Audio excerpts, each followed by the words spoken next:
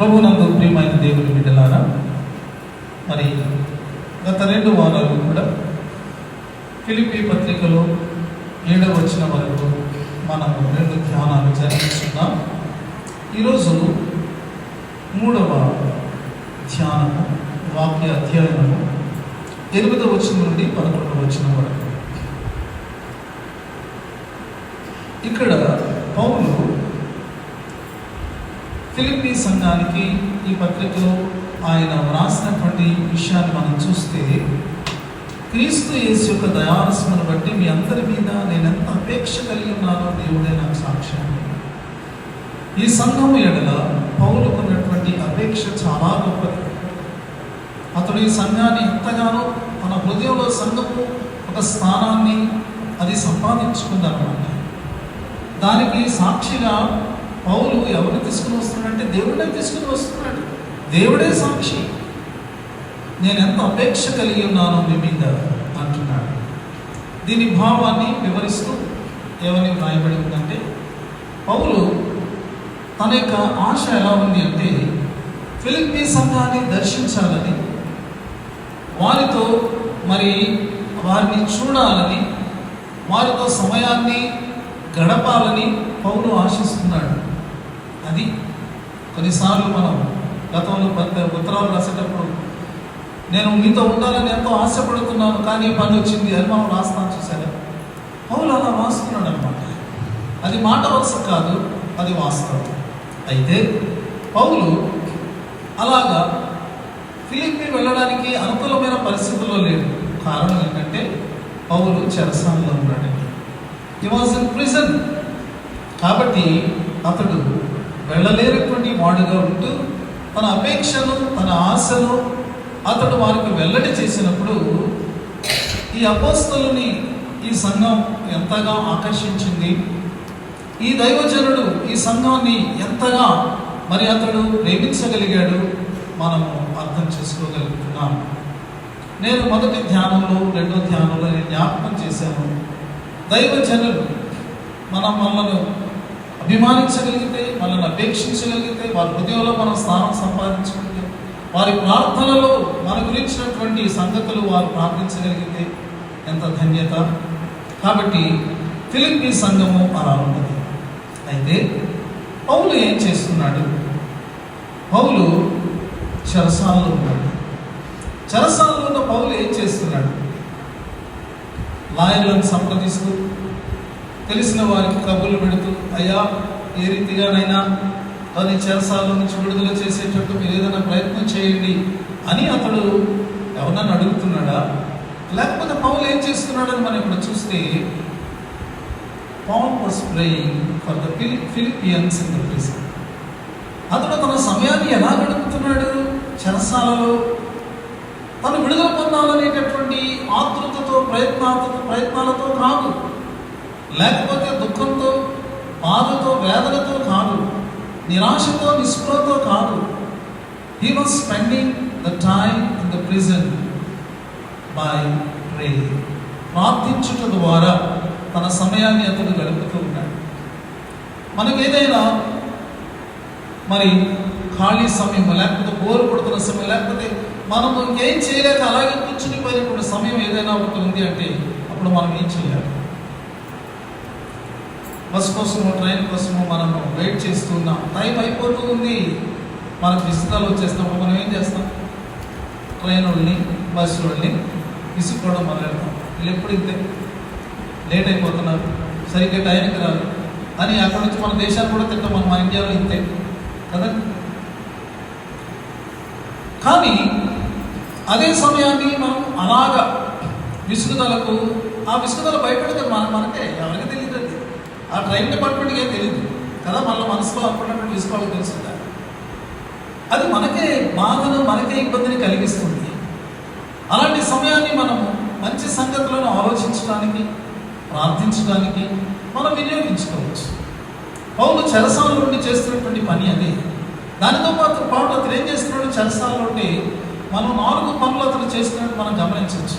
ఒకటేంటంటే అతను ప్రార్థన చేస్తున్నాడు. రెండవది, అతడు దేవుని స్తుతులు చెల్లిస్తున్నాడు. మూడవది, చెరసాలలో ఉండి అతడు తాను మరి పట్టణాలను అయితే దర్శించాడో అక్కడున్న సంఘాలని జ్ఞాపకం చేసుకుంటూ వారి యొక్క విషయాలు ఆయనకి తెలిసినప్పుడు వారిని మరి ప్రోత్సహిస్తూ లేకపోతే వారిని సరిదిద్దుతూ వారికి లేఖలను సిద్ధం చేసుకున్నాడు. నాలుగవది అతను చేస్తున్నది ఏంటంటే మరి అక్కడ ఉన్నటువంటి సైనికులు కానీ లేకపోతే తన దగ్గరికి విజిట్ చేయడానికి వచ్చేటటువంటి వారికి కానీ సువార్తను అందిస్తున్నాడు. ఈ రీతిగా చెరసాలలో పౌలు తన సమయాన్ని గడుపుతున్నట్లు మనం చూడవచ్చు. ఒక క్రైస్తవుడు తాను ఎక్కడ ఉన్నా సరే, ఆలయంలో ఉన్నా, ఇంటిలో ఉన్నా, లేకపోతే తన యొక్క పనిచేసే స్థలంలో ఉన్నా, లేకపోతే అననుకూలమైనటువంటి పరిస్థితుల్లో ఉన్నా అతను చేయగలిగినటువంటి పనులు ఇవి. ఫిలిప్పీ సంఘం పౌలు యొక్క మాటలను ఖచ్చితంగా ఆమోదిస్తుంది. ఎందుకు అంటే పౌలు ఫిలిప్పీలో ఉన్నప్పుడు జరిగింది ఏంటి?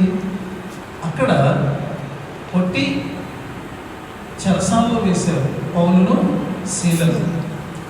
మరి లోపలి చెరసాలలో బొండలు వేసి బిగించారు. వారి యొక్క శరీరం అంతా దెబ్బలతో దూరమైపోయింది, గాయాలు, చారికలు కట్టి ఉన్నాయి. బహుశా వారికి ఎంతో ఆకలి వేస్తూ ఉండొచ్చు, దప్పిక వేస్తూ ఉండొచ్చు. అక్కడ నిరాదరణ ఉంది, చీకటి ఉంది. కానీ ఆ యొక్క చీకటి అలుపబడినటువంటి ఆ అంత భాగంలో ఉన్నటువంటి ఆ చెరసాలలో పౌలు శీలలు చేసినటువంటి పని మనము జ్ఞాపకం చేసుకుంటే వారు దేవుని స్తుతిస్తూ ప్రార్థనను చేస్తారు. ఈ విషయం ఫిలిప్పీ సంఘానికి తెలుసు. కాబట్టి ఇప్పుడు పౌలు ఎక్కడో రోడ్లో చెరసాలలో ఉన్నాడు. కానీ అక్కడ ఉండి ఈ సంఘాన్ని జ్ఞాపకం చేసుకొని అతడు ప్రార్థన చేస్తూ ఉన్నాడు. అద్భుతమైనటువంటి విషయం. ప్రియమైనటువంటి వాళ్ళ పౌలు ఫిలిప్పీ సంఘం కొరకు ఏమని ప్రార్థన చేశాడు? ఈ సంఘం అతనికి జ్ఞాపకం వచ్చినప్పుడు ఈ సంఘం విషయంలో ఏ విన్నపాలను అతను దేవుడి ముందు పెడుతున్నాడు అని మనం తెలుసుకోవాలి. అంటే పౌలు యొక్క ప్రార్థనలో ఉన్నటువంటి అంశాలను మనం తెలుసుకుంటే సంఘము అనేటటువంటిది ఎలా ఉండాలి, ఒక అపోస్తలునిలో దేవుడు, పరిశుద్ధాత్మ దేవుడు పెట్టినటువంటి ఆ ప్రార్థన అంశం ఏంటి మనం తెలుసుకుంటే సంఘం ఎలా ఉండాలని మనకు అర్థం. సాధారణంగా మనం ప్రార్థన అంటే ఎవరి దగ్గర ప్రార్థనకు వెళ్ళేటప్పుడు మన ప్రార్థన అంశాలు ఏమై ఉంటాయండి? మనకు తెలుసు కదా, మన యొక్క ప్రార్థన అంశాలు ఎక్కువగా మన అవసరతలకు చెందినవై ఉంటాయి.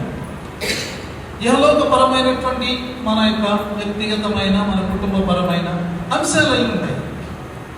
అవన్నీ కూడా ప్రార్థనలో మనం ప్రార్థించాల్సిందే. కానీ అవి మాత్రమేనా ప్రార్థన అంటే? దేవుడు ఏదో మనకు ఈ లోకంలో మనకు అవసరమైనటువంటి వాటిని ఇచ్చేవాడుగా మాత్రమే ఆయన పరిమితమై ఉన్నాడా? ఇంకా అసలు మనం ప్రార్థించాల్సింది ఏమైనా ఉందా, ఆశించాల్సింది ఏమైనా ఉందా అనే సత్యాలను మనము పౌలు యొక్క ప్రార్థనలో మనం తెలుసుకోగలం. కాబట్టి పౌలు ఈ యొక్క మరి భాగములో 9 నుండి 11 వచనాలు ఆయన యొక్క ప్రార్థన అంశాలేంటో మనము చూడగలము. Paul was praying for a good church. ఈ సంఘం బాగుంది కదా, ఈ సంఘం అంతా కూడా కరెక్ట్గా ఉంది కాబట్టి దీని గురించి నేను ప్రార్థన చేయగలిగే అని మనం అనుకోకూడదు. ఫిలిప్పీ సంఘము మంచి సంఘమైనను, యోగ్యమైన సంఘముగా ఉన్నను, ఇంకనూ అది ప్రార్థన అవసరతను కలిగి ఉన్నటువంటి సంఘమే. మనము కూడా అంతే. ఒకవేళ మనము మంచివారముగా మనం భావించుకున్నాను, యోగ్యులుగా మనల్ని మనం కనపరుచుకున్నాను, మన నిమిత్తము ప్రార్థన అవసరమైనది. మనం ప్రార్థన చేసుకోవాలి. ఇతరుల యొక్క సహకారాన్ని ప్రార్థనలో మనం ఖచ్చితంగా కోరుకోవాలి. ఇప్పుడు మనం చూద్దాం పౌలు యొక్క పాయింట్స్ ఏంటి. What are the points Paul was praying for Philippians. ఈ భాగంలో 3 చక్కని మరి అంశాలు లేకపోతే పాయింట్స్ మనము గమనించవచ్చు. మన బైబిల్ స్టడీ చేసుకునేటప్పుడు మన చేతుల్లో కూడా బైబిల్ ఉందనుకోండి, ఈజీగా మనకు అర్థమవుతుంది. మొట్టమొదటి పాయింట్ ఏంటంటే పౌలు ఏమని ప్రార్థించాడంటే ఫిలిప్పీ సంఘం యొక్క ప్రేమ దినదినాభివృద్ధి చెందాలని అతడు ప్రార్థన చేశాడు. దినదినాభివృద్ధి చెందాలి. ఏమిటి అంటే ప్రేమ. ప్రియమైనటువంటి వాళ్ళారా, ఇది చాలా కామన్ ఫ్యాక్టర్గా మనకు అనిపిస్తుంది, ప్రేమ అనేటటువంటి మాట, లేకపోతే ప్రేమించుకోవాలనేటటువంటి మాట. కానీ అది ఒక కామన్ ఫ్యాక్టర్గా ఉన్నప్పటికీ that is very very important, essential. అది చాలా ప్రాముఖ్యమైనటువంటిది. ఎందుకు ప్రాముఖ్యమైనటువంటిది? మత్తయి సువార్త 24వ అధ్యాయం 12వ వచనంలో యేసు ప్రభు వారు రాకడ దినాల గురించి మాట్లాడుతూ అంత్య దినాలలో ఉండేటటువంటి పరిస్థితిని ఆయన వివరిస్తూ ఈ మాటను అన్నారు. 24వ అధ్యాయం మత్తయి సువార్త 12వ వచనంలో ఆయన అంటారు, అక్రమము విస్తరించుట చేత అనేకుల ప్రేమ చల్లారును. అక్రమము విస్తరించుట చేత అనేకుల ప్రేమ చల్లారిపోతుంది. లోకంలో నేడు మనం చూస్తే ప్రేమ తగ్గిపోతూ ఉన్నది. ప్రేమ అనేటటువంటిది కనుమరుగైపోతూ ఉన్నది. ప్రేమ అనే మాట అయితే అది టీవీలోను, మొబైల్లోను, లేకపోతే ఈ యొక్క ప్రతి స్థలంలో అది వినబడుతుంది. కానీ ప్రేమ అనేటటువంటిది మాత్రం నిజంగా కనుమరుగైపోతూ ఉన్నది. ప్రియమైన వాళ్ళరా, అక్రమం విస్తరిస్తే ప్రేమ చల్లారిపోతుంది. ప్రేమ విస్తరిస్తే అక్రమం అంతమైపోతుంది. కాబట్టి లోకంలో యేసు ప్రభువు చెప్పినట్లుగా ప్రేమ అనేటటువంటిది చల్లారిపోతూ అది కనబడనటువంటి మరి ఆ స్థితిలోకి వెళ్ళిపోతే, సంఘంలో అయితే ప్రేమ అనేటటువంటి దినదినానికి కూడా అది వృద్ధి చెందాలి. అది పౌలు యొక్క ప్రార్థన. It was his deep desire for the church. సంఘము అనేటటువంటి దాని విషయంలో పౌలుకున్నటువంటి ఆ యొక్క బలమైనటువంటి ఆశ, కోరిక చూడండి. సంఘము సామాన్యమైనదని అనుకుంటున్నారా? క్రైస్తవ సంఘం ఇది. నీవు నేను అందులో సభ్యులుగా ఉన్నా. మన గురించి మనకు నేనంత యోగ్యమైన వ్యక్తిని కాకపోవచ్చు, నేనంత భక్తుడిని కాకపోవచ్చు, లేకపోతే నేనంత కాదు అని మన గురించి మనకు దీనమైన ఆలోచనలు ఉండొచ్చు. కానీ ఇది క్రీస్తు యొక్క సంఘం. ఈ సంఘము సామాన్యమైనది కాదండి. ఎందుకు అంటే మొట్టమొదటిది, ఈ యొక్క సంఘము ఎవరిని కలిగి ఉన్నది? ప్రేమాస్వరూపైన దేవుడిని కలిగి. ప్రేమాస్వరూపైనటువంటి దేవుడు ఈ సంఘములకు ప్రభువుగా ఉన్నారు.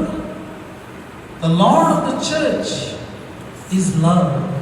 ఆయన ప్రేమాస్వరూపి. రెండవది మనం చూసినప్పుడు, సంఘమును ప్రేమించి పరిమళ వాసనగా ఉన్నట్లు దేవునికి బలిగా అర్పణగా చేసుకునేటువంటి రక్షకుడిని కలిగినటువంటిది సంఘం. గ్రహించారా?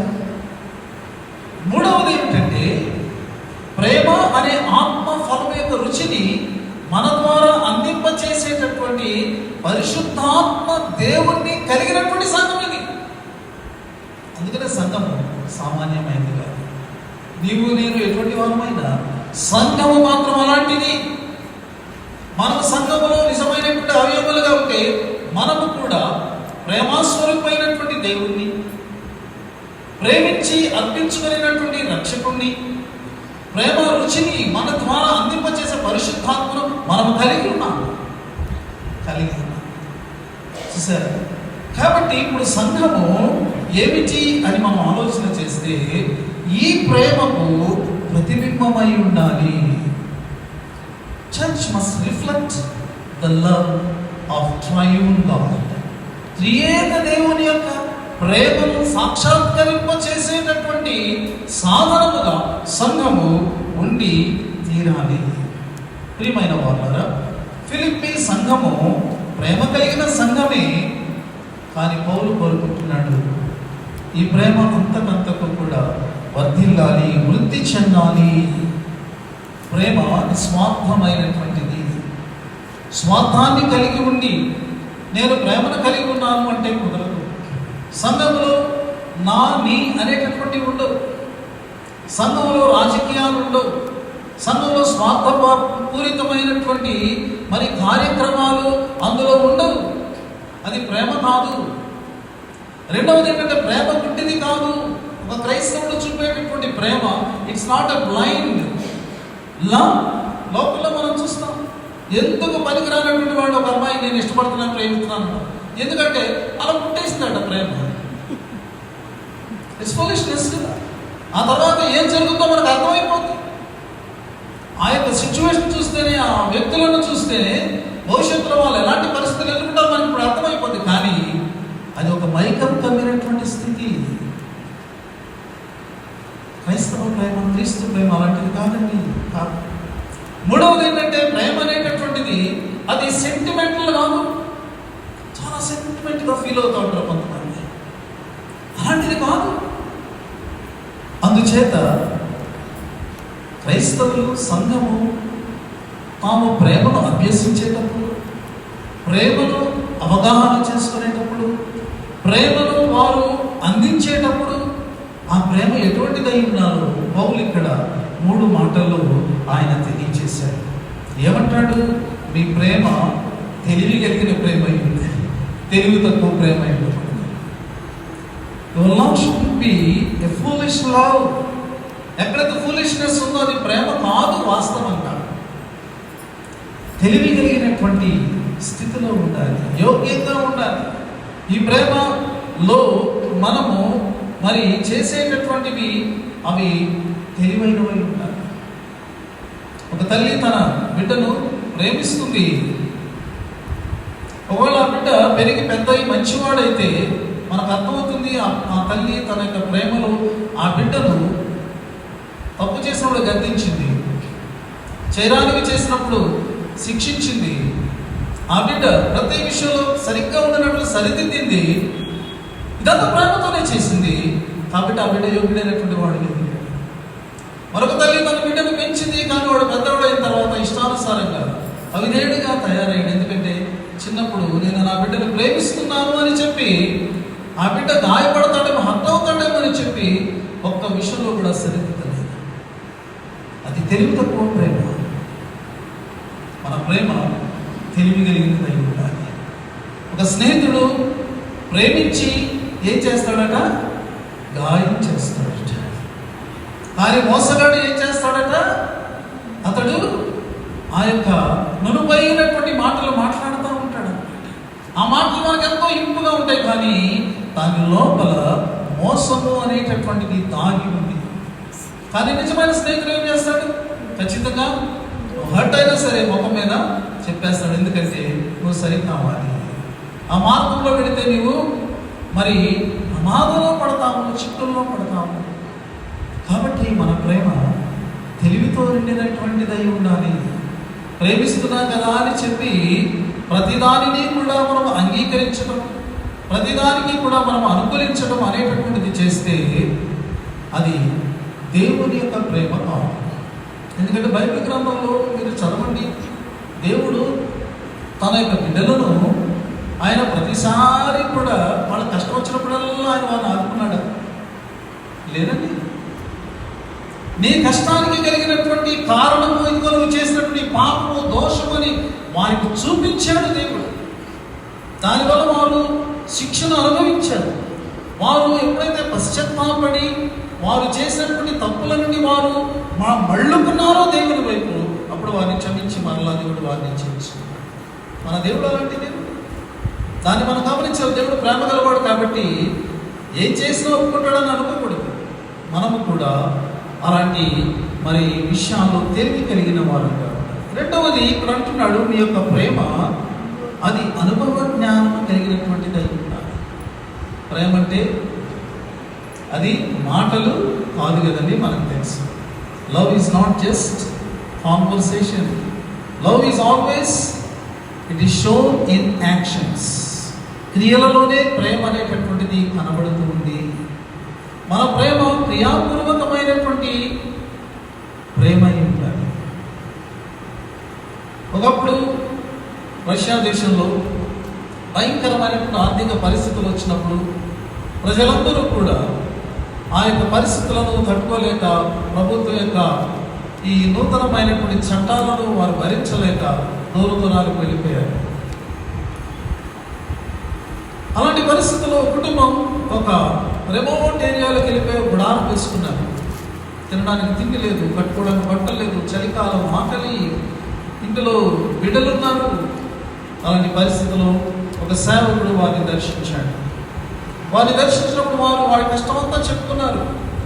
అయ్యా, మాకు తినడానికి ఆహారం లేదు, చూడండి మేము ఎలా అయిపోయాము. మాకు కప్పుకోవడం దుప్పట్లు లేవు, చలిగా తట్టుకోలేకపోతున్నాం, బిడ్డలకు సరైన బట్టలు లేవు, అయ్యగారు ప్రార్థన చేయండి అని అడిగారట. ఆ సేవకుడు ప్రార్థన చేయలేదు. వాళ్ళన్నారు, ఇలాంటి పరిస్థితుల్లో దేవుడు ఏం చేస్తున్నాడండి అని అంటూ నేను ప్రార్థన చేయమన్నారు. ఆ సేవకుడు నేను ప్రార్థన చేయదని వెళ్ళిపోయాడు. వాళ్ళకి మతిపోయింది, నేను ప్రార్థన చేయకుండా వెళ్ళిపోయాడు విదేశం.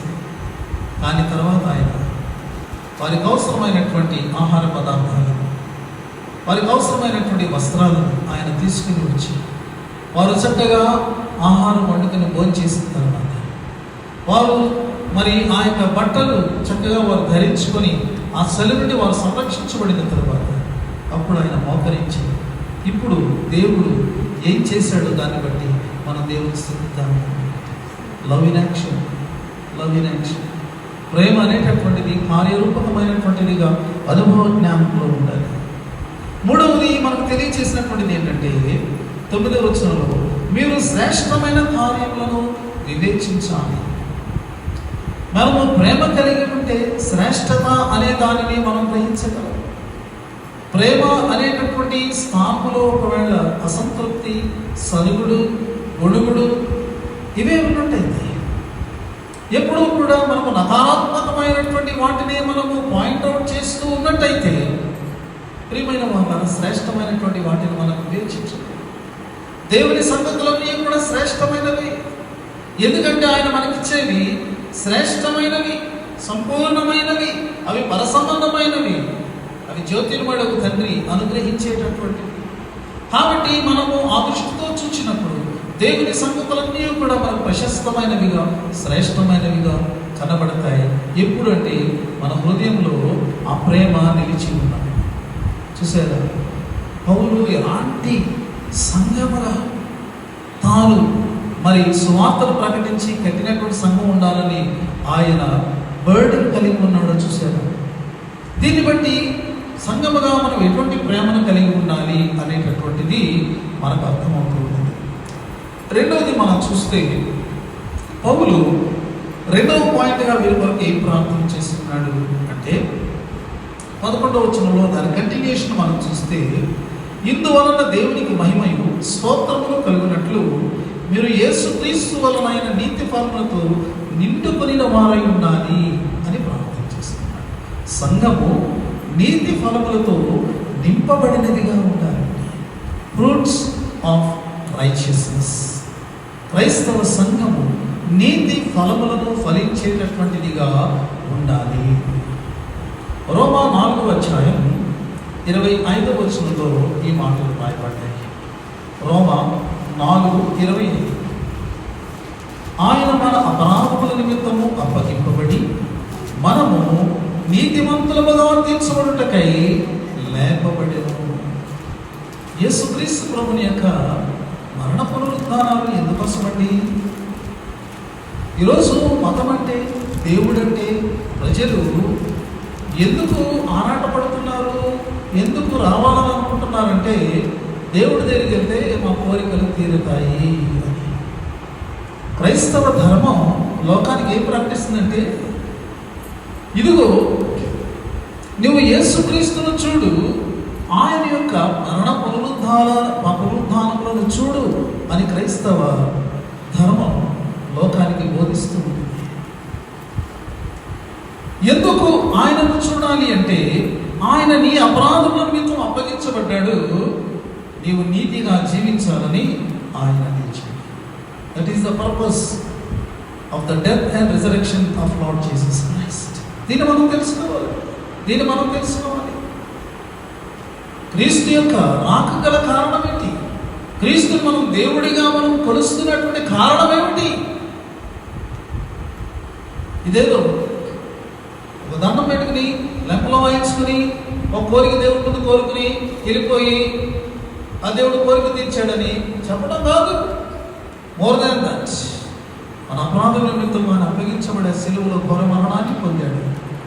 అందువలన మన పాపములకు ప్రాయశ్చిత్తము కలిగింది. ఆయన తిరిగి లేచాడు, దానివల్ల మనకు నీతి ఆపాదించబడింది. ఇది క్రైస్తవ సంఘం యొక్క స్థితి.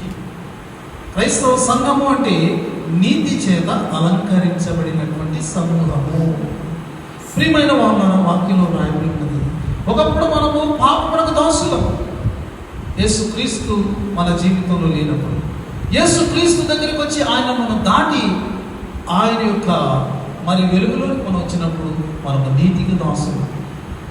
ఒకప్పుడు మన అవయవములు దుర్నీతికి సాధనములుగా ఉన్నాయి, కానీ ఇప్పుడు మన యొక్క అవయవములు నీతికి సాధనములుగా ఉన్నాయి. ఇవన్నీ కూడా పత్రికల్లో రాయబడినటువంటి మాటలేనండి. సంఘము నీతి ఫలములను ఫలించాలి. ఫలములను ఫలించడం అంటే అర్థం ఏంటి? ఫలము అంటే క్రియ అని అర్థం. నీతి ఫలాలు ఫలించడం అంటే సంఘము నీతి క్రియలను జరిగించేటటువంటిదిగా ఉన్నది. ఎందుకంటే క్రీస్తు చేత నీతిమయమైనటువంటి సమూహంగా మార్చబడింది కదా. యేసు ప్రభువు వారు ఫలాల గురించినటువంటి మాటలను పర్వత ప్రసంగంలో ఆయన చెప్పారు. మత్తయి సువార్త 7వ అధ్యాయము 16వ వచనం నుండి 20వ వచనం వరకు ఉన్నటువంటి మాటలు మనం చదువుకుందాం. మత్తయి సువార్త 7వ అధ్యాయము 16వ వచనం నుండి, వారి ఫలముల వలన మీరు వారిని తెలుసుకుంటారు. ముండ్ల పొదలలో ద్రాక్ష పండ్లైనను, పల్లేరు చెట్లను అంజూరపు పండ్లనైనను కొయ్యురా. అలాగనే ప్రతి మంచి చెట్టు మంచి ఫలములు ఫలించును, పనికిమాలిన చెట్టు కాని ఫలములు ఫలించును. మంచి చెట్టు కాని ఫలములు ఫలింపనేరదు, పనికిమాలిన చెట్టు మంచి ఫలములు ఫలింపనేరదు. మంచి ఫలములు ఫలింపని ప్రతి చెట్టు నరకబడి అగ్నిలో వేయబడు. కాబట్టి మీరు వారి ఫలముల వలన వారిని తెలుసుకుంటారు. ఫలము అన్నప్పుడు క్రియ అని అర్థం.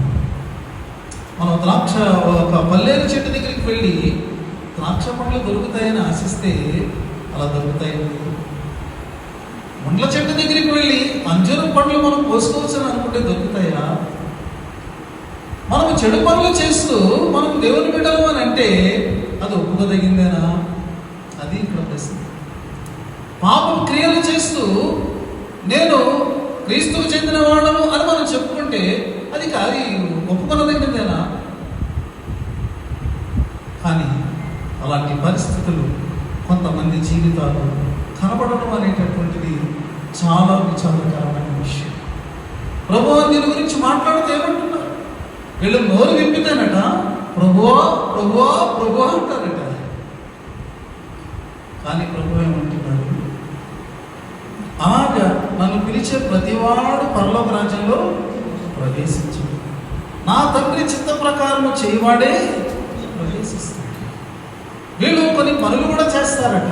ఏమంటారట వాళ్ళు? ప్రభువా ప్రభువా మేము నీ నామను ప్రవచించలేదా? నీ నామను దయ్యములు వెళ్ళగొట్టలేదా? నీ నామను అనేక అద్భుతములు చేయలేదా?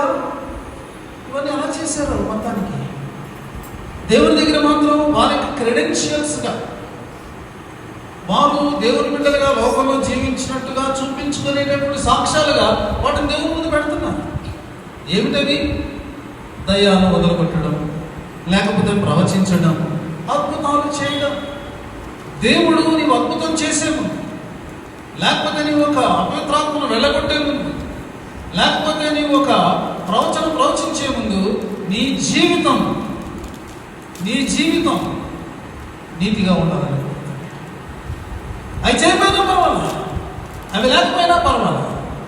నీతి చాలా ఇంపార్టెంట్. ప్రియమైనటువంటి వాళ్ళు చాలామంది తాము చేసేటటువంటి గొప్ప కార్యాలను బట్టి, సంఘ సేవను బట్టి, సమాజ సేవను బట్టి వాళ్ళు ఏమనుకుంటారంటే దేవుళ్ళతో వాళ్ళు టిక్కులు పెట్టుకుంటూ ఉంటారు. దేవుడు అంటున్నారు అక్రమం చేయవాళ్ళ అసలు మీరు ఎవరో నాకు తెలియదు అంటున్నారు. ఇక్కడ ఎవరంటున్నారు ఈ మాటలు? యేసు ప్రభువు అంటున్నారు. అక్రమం చేయవాళ్ళంటే అర్థం ఏంటో తెలుసా? నేనేదో మీకు ధర్మశాస్త్రం ఇవ్వనట్టు, ధర్మశాస్త్రం ఇవ్వకపోతే ఎలా ప్రవర్తిస్తారో మీరు అలా ప్రవర్తించి, నేనే ధర్మశాస్త్రం ఇవ్వనట్టు నా మీదకు నిందొచ్చేలాగా మీరు చేశారు. కొంతమంది పిల్లలను చూసి వాళ్ళు చేసే చెడు పనులను బట్టి తల్లిని ఈ రీతిగా విమర్శిస్తారు. మీ తల్లి అని చెప్పలేదా అంటే తల్లి చెప్పింది, వీడు విన్నాడు కానీ వీడు దాన్ని ఫాలో అవ్వలేదు. ఫాలో అవ్వని కారణంగా నింద ఎవరి మీదకి వచ్చింది? తల్లి మీదకి వచ్చింది. దేవుని వాక్యాన్ని ఎరిగి కూడా ఒకవేళ దానిని పాటించకపోతే ఎవరి మీద నిందపడుతుంది? విమర్శ ఎవరి మీదకి పడుతుంది? అక్రమము చేయవాలి. I don't know who you are. నువ్వు అద్భుతాలు చేస్తే నాకేంటి, దయ్యాలు వదిలిపెడితే నాకేంటి, ప్రవచనాలు చెప్తే నాకేంటి. ఇవన్నీ కూడా దేవుని ముందు క్రైటీరియా కాదు అని యేసుప్రభువు వారు చెప్పారు.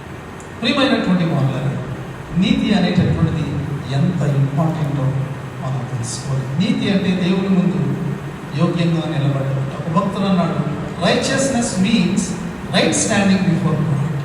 దేవునికి అంగీకృతమైన, దేవునికి అనుకూలమైన, దేవునికి మరి విధేయత చూపిన, సబ్మిట్ అయినటువంటి life, that is the righteousness.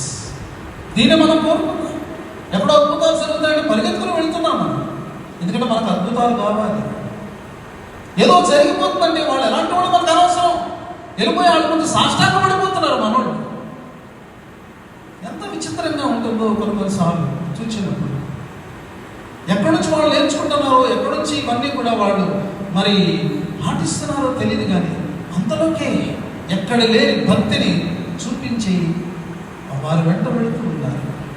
ప్రియమైనటువంటి వాళ్ళు ప్రభు వారు అంటున్నారు, అది కాదు, మీరు నీతి కలిగి ఉండాలి. నా వాక్యం మీద, ఆ వాక్యాన్ని విధేయత మీద జీవితం అనేటటువంటి మీ యొక్క ఇంటిని మీరు కట్టుకోవాలని ప్రభువారు చెప్తున్నారు. ఇది సెకండ్ పాయింట్. సంఘము ఇలాంటి నీతి ఫలములతో నిండి ఉండాలి. ఎందుకు నీతి ఫలాల వల్ల కలిగేటటువంటి ప్రయోజనం ఏంటి, లేకపోతే దాని యొక్క మరి ఆ యొక్క పర్పస్ ఏంటి అంటే ఇక్కడ వ్రాయబడి ఉంది, ఇందువలన దేవునికి మహిమయు స్తోత్రమును కలుగుతాయి. By your righteous living, God will be glorified and God will be praised. మనల్ని బట్టి మనమే పొగడబడితే, మనల్ని బట్టి ప్రజలు మనకే చప్పట్లు కొడితే, ప్రజలు మనం చూసి చప్పట్లు పట్టుకోవడం అనేది మనకు క్షమకరం కాదు. అసలు మనం దాన్ని కోరుకోకూడదు. అయ్యో దేవుడికి వెళ్ళాల్సిన నాకు ఇచ్చేస్తున్నాడు ఏంటి, ఇది ప్రమాదకరమైన విషయం మనం. కాబట్టి మహిమ స్తోత్రము దేవునికి కలగాలి. అది మన వల్ల కలగాలి. అది ఎప్పుడు కలుగుతుందంటే మన జీవితంలో నీతి క్రియలు అవి లోపల చూడగలిగినప్పుడు. ఇది రెండవ పాయింట్. మూడవ పాయింట్, పౌలు చేసినటువంటి ప్రేయర్లో మూడవ పాయింట్ ఏంటంటే, మనం చివరి దగ్గరికి వచ్చినప్పుడు క్రీస్తు దినమునకు నిష్కపటులను నిర్దోషులను కావాలనని ప్రార్థన చేస్తున్నాం. క్రీస్తు దినం అంటే సంఘము క్రీస్తు వచ్చే వరకు నిష్కపటమైన, నిందారహితమైన స్థితిలో ఉండాలి. Very important point. ఇందులో మనం గమనించే ప్రాముఖ్యమైనటువంటి సత్యం ఏమిటంటే, సంఘము మరిచిపోకూడనటువంటి, ఎన్నడెన్నడూ మరిచిపోకూడనటువంటి ఒక సత్యము ఇందులో ఉన్నది. అదేమిటి అంటే క్రీస్తు ప్రభుని యొక్క రాక. అందుకనే క్రీస్తు దినము అని అన్నాడు. క్రీస్తు దినం అంటే క్రీస్తు వచ్చే దినం అని అర్థం. Until his return, till he comes అని రాయబడి, ఆయన వచ్చు పర్యంతం, ఆ క్రీస్తు దినము వరకు. చాలా మందికి ఈ క్రీస్తు ప్రభుని రాకంటే చాలా విసుగు కదా. ఏమంటే ఎంతకాలంగా ఏం చేయాలండి, కొంచెం ఇప్పుడు భక్తిగా ఉన్నాం, కొంచెం ప్రార్థన చేసుకుని ఈ టైంలో వచ్చేసి వెళ్ళిపోతాం కదా. మళ్ళీ కొన్ని రోజులు జరిగింది అయిందనుకోండి, మళ్ళీ ఎలా ఉంటాం ఏంటో మాకు తెలియదు. ఈ ప్రభువే ఇప్పుడు రాడు. ఈ ప్రసంగాలు విని విని మాకేమైపోతుంది, మాకు బాగా తెలుసుకొని ఇవన్నీ కూడా ఇలాగే అనుకున్నారు. 100 సంవత్సరాలు విన్నారు. ఈ పిచ్చోడు ఏదో మనకి చెప్తా ఉన్నాడు, మతిపోయింది వీడికి అనుకున్నారు. వీడు మనకి సంగతులు చెప్పడం మాత్రమే కాదు, ఓడబడి కడతాడు మళ్ళీ. ఏమంటే వీళ్ళు పెద్ద చాలా తెలివిగలు అయినట్టు, చాలా జ్ఞానవంతులైనట్టు వాళ్ళు అలా అనుకుంటున్నారు. 100 years గడిచినాయి ఎగ్జాక్ట్గా. నోహు ద్వారా ఏ మాటలు చెప్పబడ్డాయో సంగమా, అవి అక్షరాల నెరవేరి. ఆకాశపు తూములు విప్పబడ్డాయి, భూమి యొక్క తూములు విప్పబడ్డాయి, పై నుండి వర్షం, కింద నుండి వరదలు, పైన నీళ్లు క్రింద నీళ్లు కలిసిపోయినంత 40 పగళ్ళు 40 రాత్రులు. మనకు ఒక రోజు ఒక పూటంతా వర్షం కురిస్తేనే హైదరాబాద్ అంతా కూడా ఏమైపోతుందండి, ఎక్కడికక్కడ లోతట్టు ప్రాంతాలన్నీ నిండిపోతాయి. ప్రభుత్వం వణికిపోతూ ఉంటుంది. ఇప్పుడు వీళ్ళందరికీ ఎక్కడ మనం మరలా పునరావాసం కలిగించాలి అని ఆలోచించండి. 40 days and 40 nights Himalaya Everest శిఖరం కూడా నీటి అడుగుకు వెళ్ళిపోయింది. క్రీస్తు రాక గురించి మనం తేలిగ్గా తీసుకోవాలి. ప్రతి దినము నీవు క్రీస్తు రాకను జ్ఞాపకం చేసుకోవాలి విశ్వాసిగా. సంఘము యొక్క ఎదురు చూపు అంతా కూడా ఇదిగో క్రీస్తు ప్రభు యొక్క రాక కొరకే. కాబట్టి ఇది ఎన్నడూ మర్చిపోకూడని విషయం. If you forget about the coming of lord Jesus Christ, you lose your very purpose. అసలు నీ సంఘంగా ఏర్పడిన ఉద్దేశమే, విశ్వాసిగా నీవు రూపొందినటువంటి విషయమే, దానిని నీవు పూర్తిగా కోల్పోతావు. Never forget this. దీనిని మనం జ్ఞాపకం ఉంచుకుంటేనే మనము యోగ్యముగా దినము కొరకు మనము సిద్ధపరచుకోగలము. సంగమా ఎలా సిద్ధపరచుకోవాలంట? 2 మాటలు రాయబడ్డాయి. ఒకటి ఏమిటి అంటే, నిష్కపటమైనటువంటి వారంగా మనం సిద్ధపరచుకోవాలి. కపటము లేనటువంటి వారుగా, శుద్ధమైన హృదయం, నిర్మలమైన మనస్సాక్షి, పవిత్రంగా ఉన్నటువంటి మనస్సు. ప్రియమైన వాళ్ళరా, వీటిని మనము పెంపొందించుకోవాలి. ఎందుకంటే అంతలోకే మన మనస్సు మలినమైపోతుంది, అంతలోకే మన హృదయం అపవిత్రమైపోతుంది, అంతలోకే మన మనస్సాక్షి అపరాధ భావంతో నిండిపోతుంది. ఎందుకంటే నిలకడలేని మనస్సు. ఎవరైనా చూస్తే మన మనస్సులో చెలరేగే భావాలు, ఆలోచనలు మనలను అపవిత్రపరిచేవిగా ఉంటాయి. ఆలోచనలను మనం అలాగే ఎంటర్టైన్ చేస్తే మాటల రూపంలో బయటకు వస్తాయి. ఇంకా మనం అలాగే ఉంటే అవి క్రియల రూపంలో కూడా వెళ్ళి మన జీవితాన్ని అధపాతాళంలోకి లాగేస్తాయి. కాబట్టి ప్రతి ఉదయం కూడా ప్రభువా, నేను ఇద్దరు కపటం లేని వ్యక్తిగా ఉండాలి, నా శక్తి చాలదు, నీ పరిశుద్ధాత్మ సహాయం దయచేయి. ఎప్పుడైతే నీకు కపటపు ఆలోచన వస్తే పరిశుద్ధాత్మ దేవుడు నీకు జ్ఞాపకం చేస్తాడు, నువ్వు ఇది కాదు కదా, you are not suppose to think like this అని పరిశుద్ధాత్మ జ్ఞాపకం చేస్తాడు ఖచ్చితంగా. దానికి నువ్వు లోపడితే ఆ కపటపు ఆలోచన నీ మనసులోకి ప్రవేశించింది, దాని మీద నువ్వు జయాన్ని పొందగలుగుతావు. కాబట్టి దేవునికి ఇష్టమైనటువంటి వాడి యెహోవా చేత నిర్దోషి అని అంచబడిన వాడు, ఆత్మలో కపటము లేనివాడు ధన్యుడు. The innermost part of your heart in your life, కపటము లేనటువంటి నిర్మలమైన స్థితి దేవుడు కోరుకుంటున్నాడు. అదే ఆ దినాన నిన్ను ప్రభువుల వద్దకు చేర్చేటటువంటి ఒక సుగుణంగా ఉంటుంది. 2వ మాట మనం చూస్తే, ఇదిగో నిష్కపటము నిర్దోషులు కావాలని, నిర్దోషము అనే మాట కూడా వ్రాయబడింది. దీని యొక్క మూల పదం యొక్క భావం ఈ రీతిగా చెప్పబడిందండి. అదేంటంటే, ఎవరికి అభ్యంతర కారణంగా ఉండకూడదు.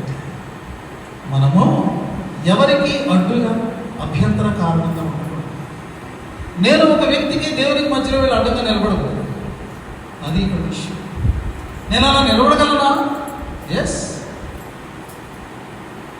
నా మాటల వల్ల, నా చేష్టల వల్ల ఒకళ్ళు మరి వారు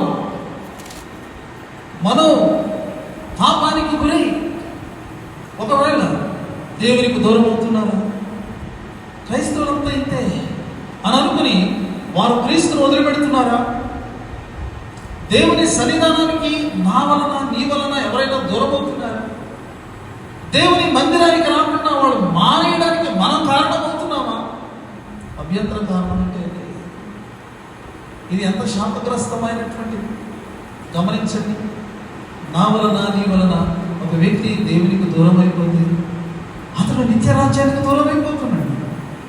దేవుని యొక్క నిత్యమైనటువంటి ఆ యొక్క సంతోషానికి దూరం అయిపోతున్నాడు. ఇది ఎంత భయంకరమైనటువంటి విషయం మనం ఆలోచించాలి. ప్రియమైనటువంటి వారులారా, యేసు ప్రభు వారు అన్నారు, ఈ చిన్న వారిలో ఎవరైనా అభ్యంతరం కలిగి చేస్తే వాడిని పిలిచి దండయాలని చెప్పారండి. వాడి మెడకి ఏం కట్టాలట? తిరుగటి రాయి కట్టి సముద్రంలో పడవేయాలట. మళ్ళా పైకి రాకూడదు. అలాంటోడు సమాజానికి ఎంత చేటు, దేవుని రాజ్యానికి ఎంత చేటు. దేవుని యొక్క చిత్తానికి ఎంత వ్యతిరేకం.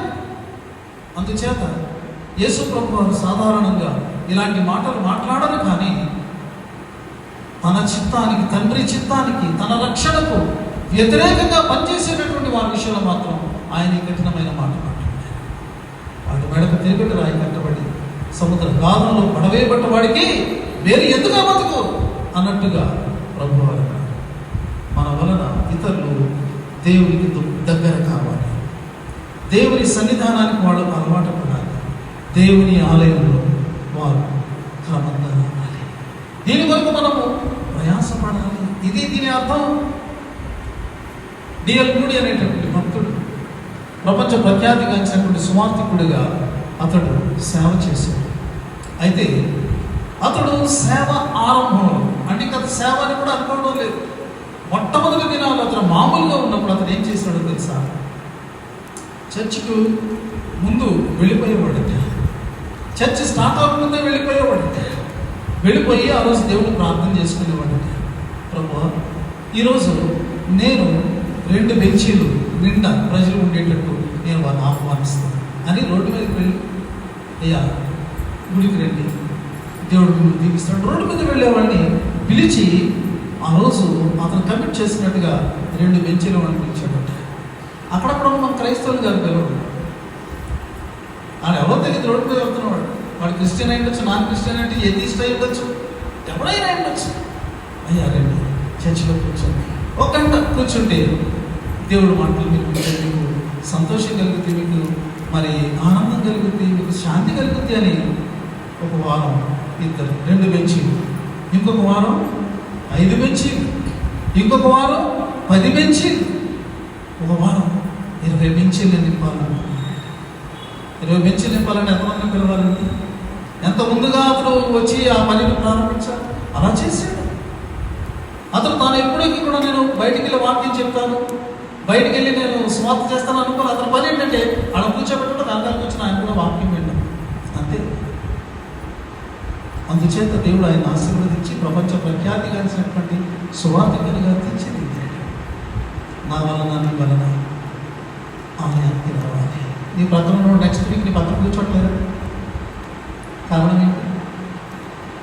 ఆ వారిని నీ పక్కన కూర్చున్న పరిస్థితుల్లో అసౌకర్యానికి గురై, బాధకు గురై, ఇల్ ట్రీట్మెంట్కి గురై, అమ్మో వీళ్ళ పక్కన మాత్రం ఎప్పుడు కూర్చోకూడదు అనుకున్నారు.